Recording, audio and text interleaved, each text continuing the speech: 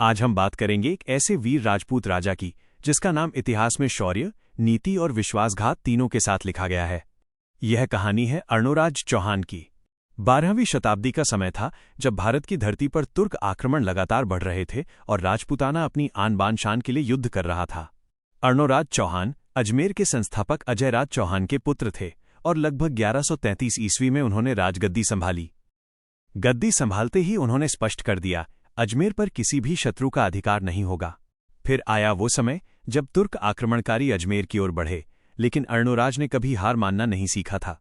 युद्ध भयंकर था, तलवारों की टकराहट, घोड़ों की गर्जना और रणभूमि में गूंजता एक नाम अर्णोराज। अंततः तुर्क सेना को करारी हार का सामना करना पड़ा। कहा जाता है कि उस युद्ध के बाद भूमि रक्त से लाल हो गई थी और उसी भूमि को पवित्र करने के लिए अर्णोराज ने बनवाया आनासागर झील।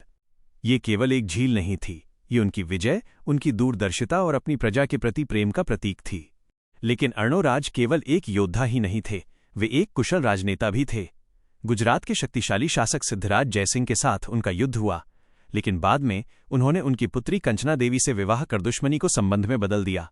अब बात करते हैं उनके वंश की। अर्णोराज के कई पुत्र थे, लेकिन उनमें से कुछ ने इतिहास की दिशा ही बदल दी।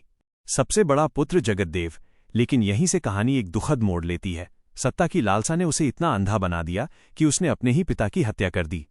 ये घटना इतनी भयानक थी कि अर्णोराज चौहान को चौहान वंश का पहला पितृहंता शासक कहा गया। लेकिन जगतदेव अधिक समय तक शासन नहीं कर सका।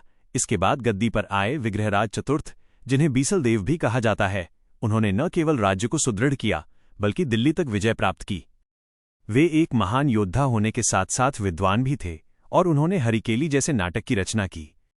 इसके बाद आए सोमेश्वर, जो आगे चलकर महान योद्धा पृथ्वीराज चौहान तृतीय के पिता बने। यदि अर्णोराज के जीवन को एक समय रेखा में देखें, 1133 ईस्वी राजगद्दी संभाली, तुर्कों पर विजय, अजमेर की रक्षा, आनासागर झील का निर्माण, तारांकन, राजनीतिक विवाह, गुजरात से संबंध और लगभग 1150 ईस्वी अपने ही पुत्र के हाथों मृत्यु। ये कहानी केवल एक राजा की नहीं है, ये कहानी है वीरता की, नीति की और विश्वासघात की। कहते हैं ऐसे वीर राजपूत राजा इतिहास में बहुत कम जन्म लेते हैं और अर्णोराज चौहान उनमें से एक थे।